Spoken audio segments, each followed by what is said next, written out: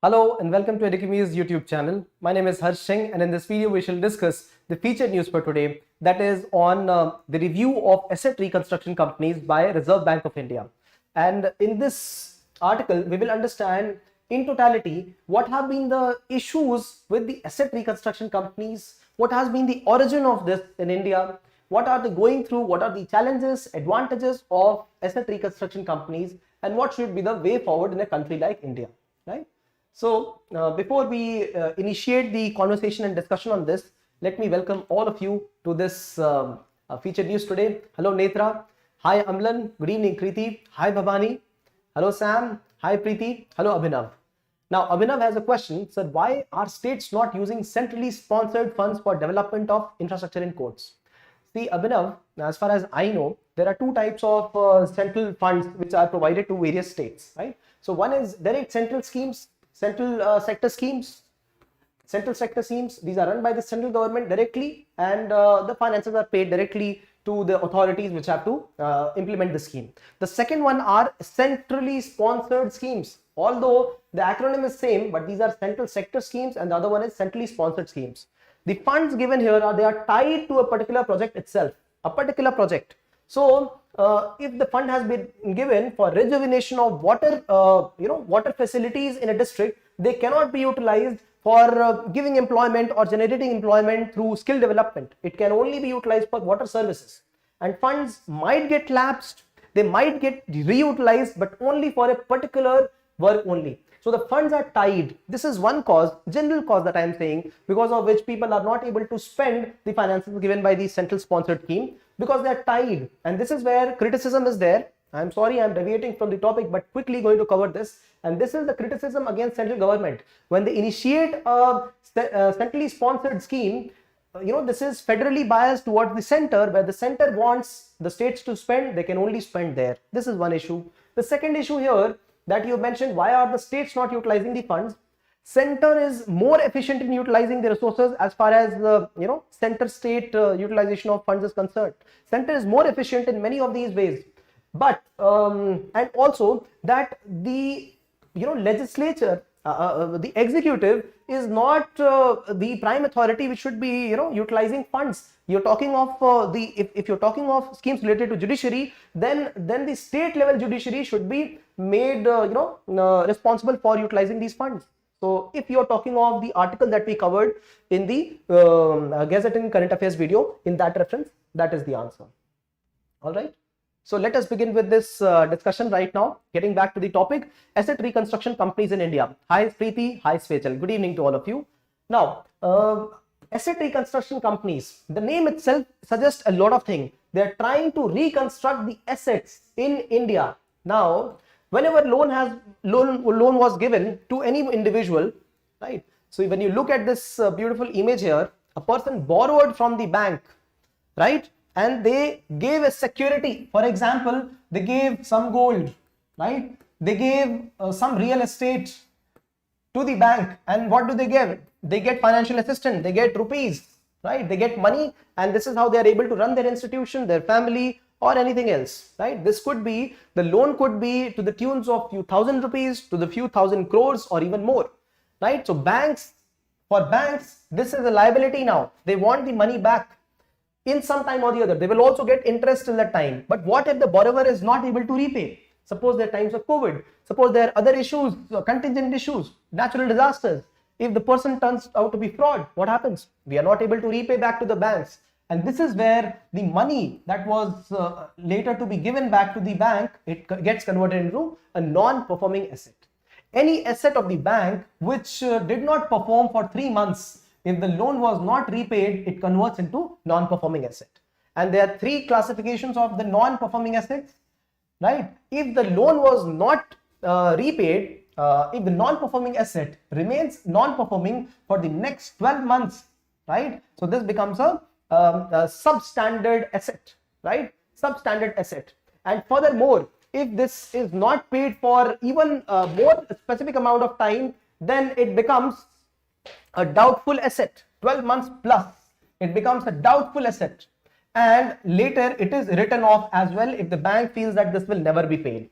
Bank is in loss. Bank has also taken money from somebody else, They will have to repay that money. Bank cannot declare bankruptcy, no, it cannot. So then this is the increase in non-performing assets for the banks, to the tune that it is not 3 or 4 or 5%, it is in double digits, 10% plus non-performing assets of the commercial banks in India, just because of these factors that people are not able to repay, whatever be the reason, be it MSME not able to repay during COVID times, or be it the rich corporates or individual owners, right? So when the money is not being paid, the non-performing asset, it increases, the value of these big banks in our country, it decreases at international fora, right? So this is not a very healthy practice. Banks are also not able to utilize the security, the kind of securities that were given, collaterals that were given. Banks, bankers, probationary officers or clerks, they get promoted, but they are not the people who will be valuing real estate, a property, or selling it. So then this was passed by the government itself, that there will be asset reconstruction companies which will specialize into selling of these securities in the market, monetizing it. So in lieu of giving back some cash, some portion of this cash, suppose 100 rupees was 100 rupees was given to this person, 100 rupees was given to this person, and they gave collateral worth 100 rupees, right? So this collateral worth 100 rupees will be given to asset reconstruction company, and they will give cash or some value of say 90 rupees. 10 rupees will be their profit and operating cost. Asset reconstruction companies profit and operating cost. So what they will do is that they will sell this asset in the market, they will monetize it through debt recovery tribunals, right? There will be court cases, DRTs, or there will be restructuring of the debt, various ways. We have spoken that quite a few times. So this is the theme of asset reconstruction companies. In 2003, the first asset reconstruction company was formed in the country. 4 banks, they amalgamated and they said, we will form an asset reconstruction company because our debt has increased. We will transfer all these collaterals to you. You give us some finances. We will keep running our business, expertise, and you do your job. 2003, this was the first asset reconstruction company established in India. SBI and some private banks were also a part of it. Now, 2003 to 2014, will you be able to imagine? There has been an inefficient running of this business, as only 14% of these kind of debt they were recovered. Only 14% of the debt, these kind of debt were recovered. So this has been an inefficient functioning of asset reconstruction companies. They are laden with various issues. For example, the staff is inexperienced in India, right? The recovery has not been smooth. The people who want to purchase from asset reconstruction companies, they are not confident enough, right? We just discussed a while back in the current affairs section. In case of farm loans, collaterals are not even secure. They are not sure if the collateral given is belonging to only one person or does it belong to multiple persons. So we have got issues of real estate management also there.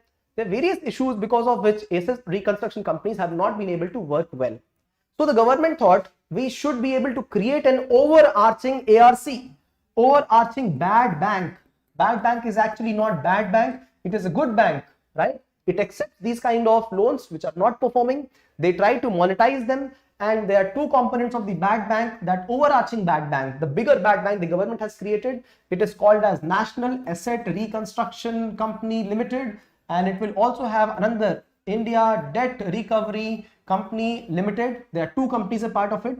As a part of it, the first company will be taking the loan, that collateral from the banks, and the second company will try to monetize it, right? So there will be two different operations under the bad bank structure. Now this is a government backed entity, all right? There are private companies also, asset reconstruction companies. Now, since the whole schema of bad banks in India is getting encouraged, so the RBI has come up with certain recommendations how to make it more streamlined. This is only nascent business in India, right? So let us quickly understand what we have presented in the featured news for today. Okay, let me look at some questions. Sam says, sir, please tell me, why is there a limit on money creation? You may explain this at the end of the video. All right, why is there a limit on money creation? Basic question, but important question, very important question. All right, so the history of ARC in India is that before asset reconstruction, we should understand that there are rising number of non-performing assets. So the conservative figure is less than 10%, 9.8% at the end of March 2022, but it will increase to even 11%. And you know what? A small fraction of non-performing assets in Indian banks is equivalent to thousands of crores. So therefore, when we are talking of increase of 1.5% of non-performing assets for Indian banks, this is to the tune of lakhs of crores, right?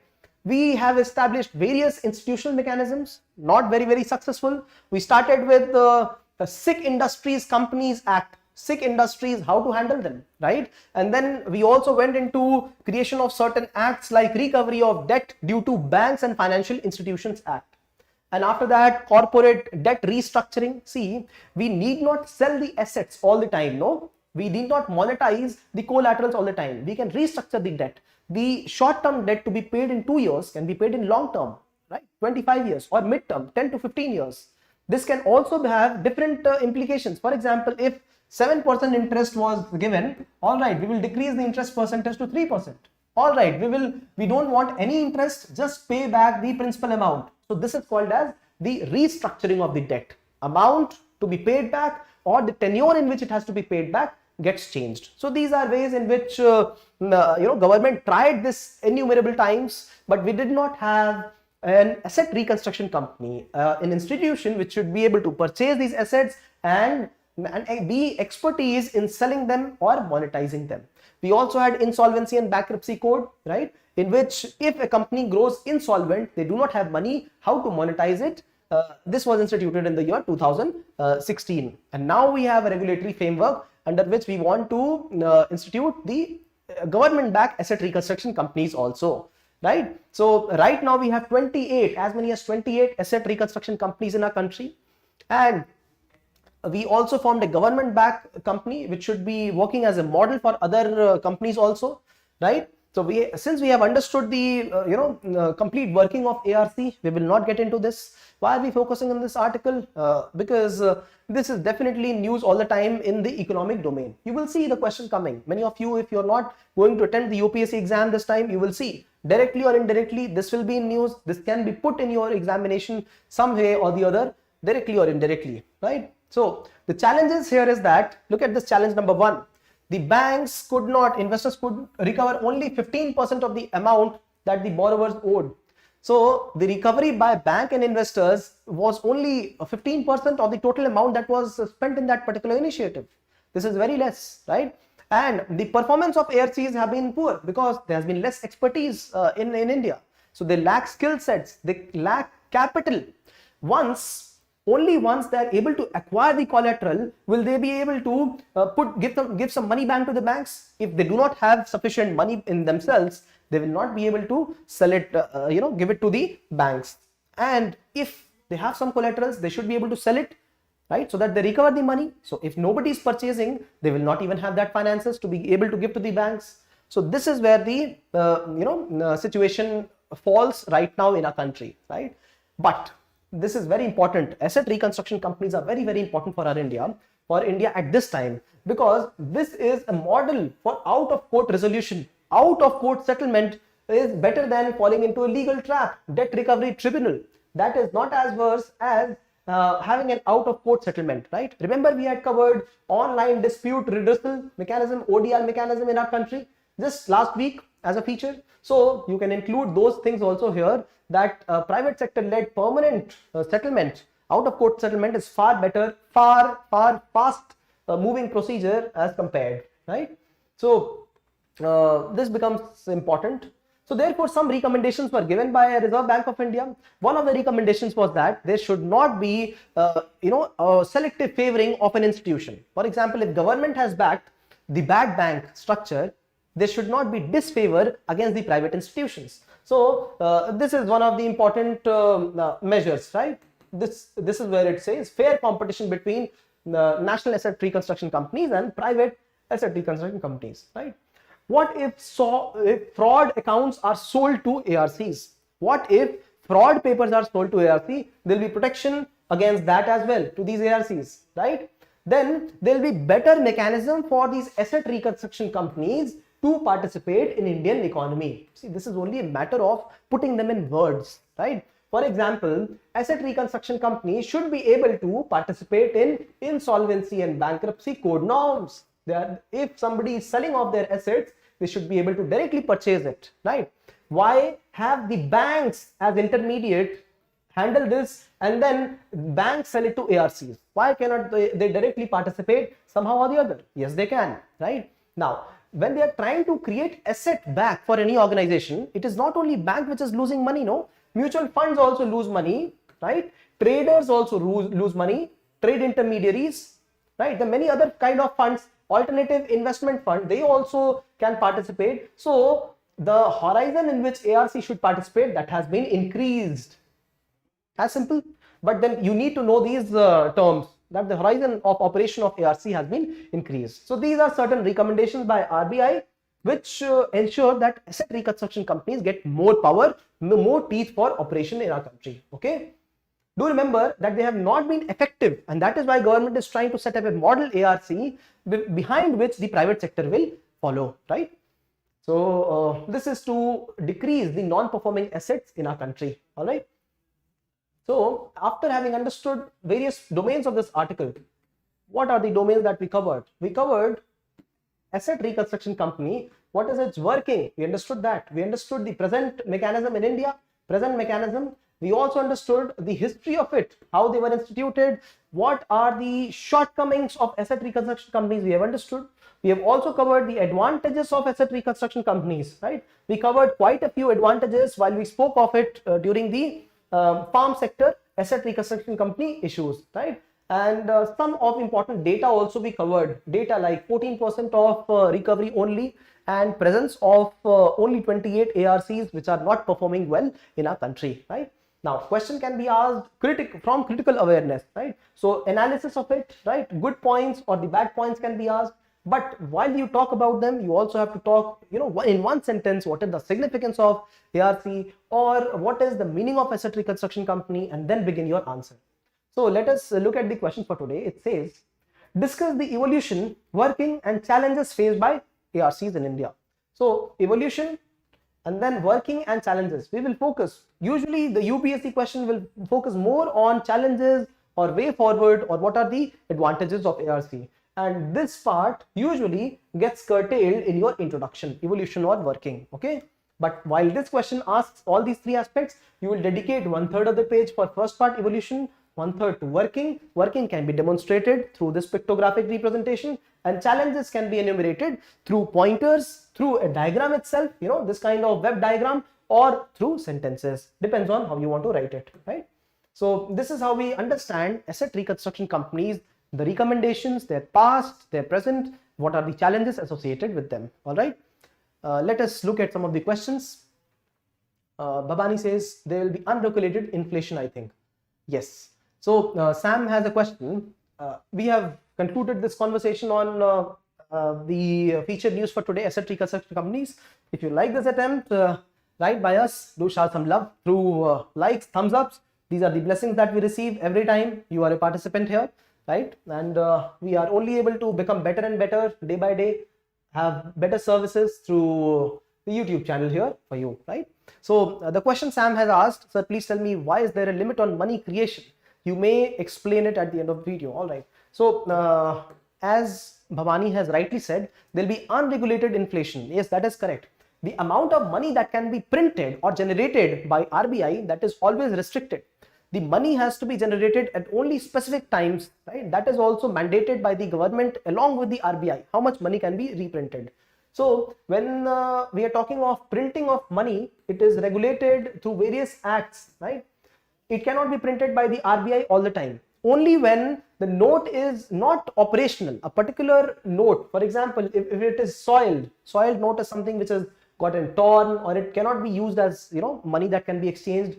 These these bills, these money notes, they are sent to RBI through various banks. We can deposit them in banks.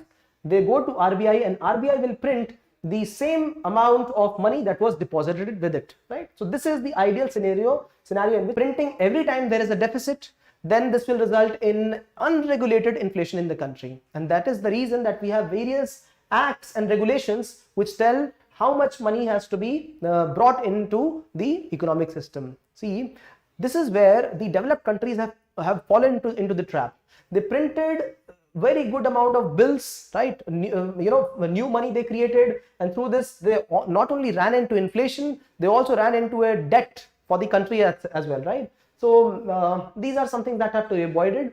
They have to be avoided. Printing of new notes, and India is doing fairly well here, right? India's government is regulated by legislature. The legislature, and the RBI, they ensure that the government does not utilize money more than it is mandated to utilize, right? All right, Platon. Vast technology. I don't understand what you're saying. Please type again. So I will see you again tomorrow. What you're saying? Please type again. So I will see you again tomorrow evening at 6 p.m. for the current affairs and gazette discussion. And after that, immediately following, we will discuss the feature news for tomorrow. Meanwhile, keep preparing notes for yourself and prepare well for your current affairs. I will see you tomorrow evening, right? Thank you for watching. And if you like this initiative, do share amongst other people. Like this initiative through your thumbs up, and I will see you tomorrow evening. Thank you, Bhavani. Thank you, Amlan. Thank you, Preeti. Thank you, each one of you.